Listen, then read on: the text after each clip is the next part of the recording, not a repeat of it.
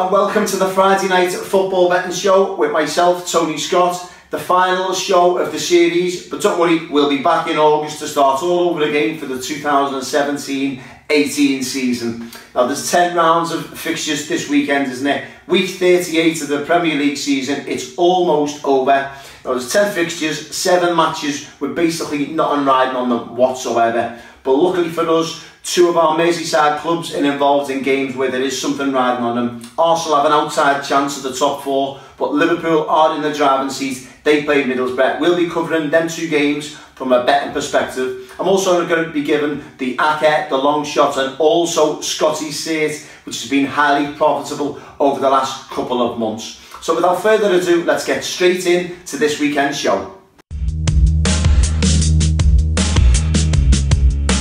Gigantic is the only word to describe this match at Anfield on Sunday. Liverpool 1-10, Middlesbrough 28-1. Now is 28-1 too big in a 2-horse race? Well, punters out there tend to agree, and they are currently being backed. Me, personally, I can't have them in terms of what I've seen from Middlesbrough this season and quality. You just simply cannot make a case for them.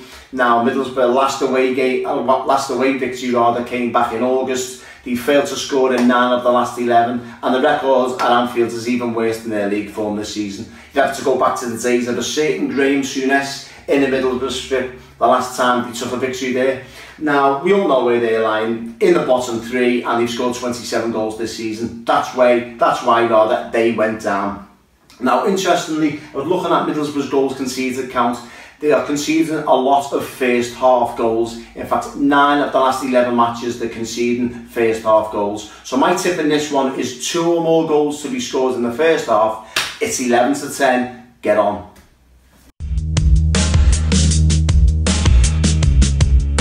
Arsenal 1-2, Everton 13-2 to beat Arsenal at the Emirates for the first time. Now, Arsenal do this every year, don't they? Win 7 of the last 8, win the FA Cup, get the top 4 spot, and everything's hunky-dory again. This season, it ain't happening, I'm afraid. I can see them missing out on the top 4 spot to Liverpool. I can also see Chelsea beating them in next weekend's cup final.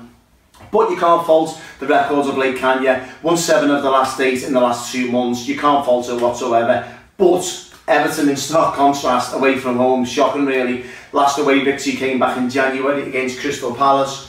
No win at the Emirates whatsoever. Last victory against Arsenal away from home come in 1996. So you would be back in Arsenal if you were throwing on the accumulators.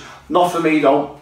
I think with the FA Cup final next weekend, and I do think that obviously with communication these days, wind will spread back to the Emirates. Liverpool 2 or 3-0 up at half time. Wenger's thoughts will automatically come to the FA Cup final. He will not risk Sanchez and Ozil, players of that ilk, on the second half when Liverpool are 2 or 3-0 up against Middlesbrough. He'll be taking them off of the cup final, so I think an interesting bet is Everton to win the second half. Don't forget Arsenal can win the first half. Everton to win the second half is the bet. 5-1 with Paddy Power. I think it's a great bet, especially if Liverpool are winning early on. So Everton 5-1 to win the second half with Paddy Power is my bet.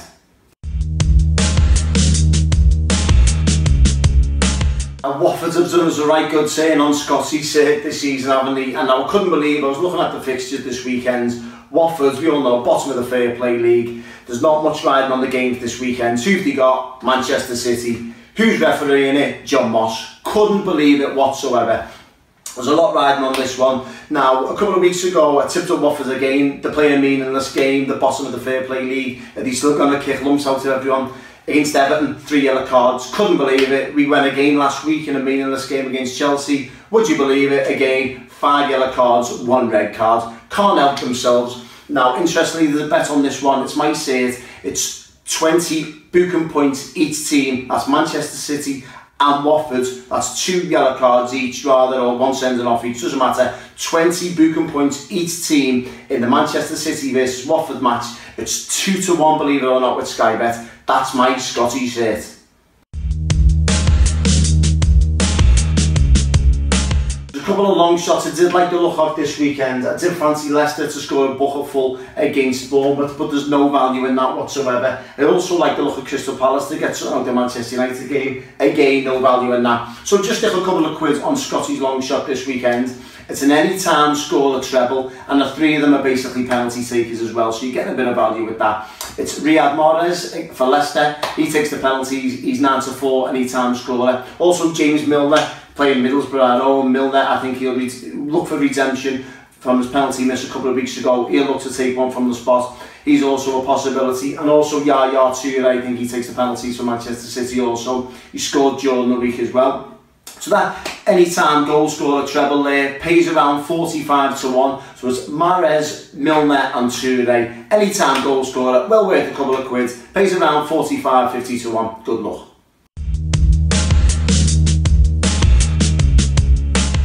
Now we've had some success from the both teams to score accumulators this season, haven't we? We're going to go with it for the final day of the Premier League season. Let's go out with a bang. Arsenal versus Everton, both teams to score. Leicester versus Bournemouth. Manchester United versus Crystal Palace and Watford versus Manchester City. They're my 4 selected games for the both teams to score. Pays around 7 or 8-1, whichever bookmaker you decide to give your money.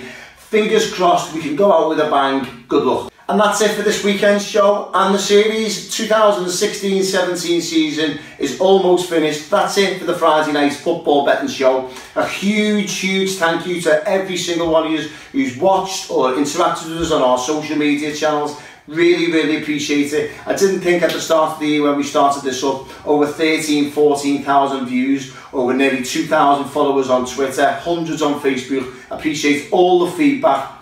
Really do. Don't worry, we'll be back in August to start all over again for that season. We'll do a couple of specials throughout the summer, a couple of transfer talks, and if I hear any whispers, I'll also be tipping them also. So stay tuned to our Twitter and our Facebook channels once more. Have a fantastic summer, but once again, really appreciate all the feedback. Thank you very much for watching. Have a great summer, and I'll see you back in August. Bye.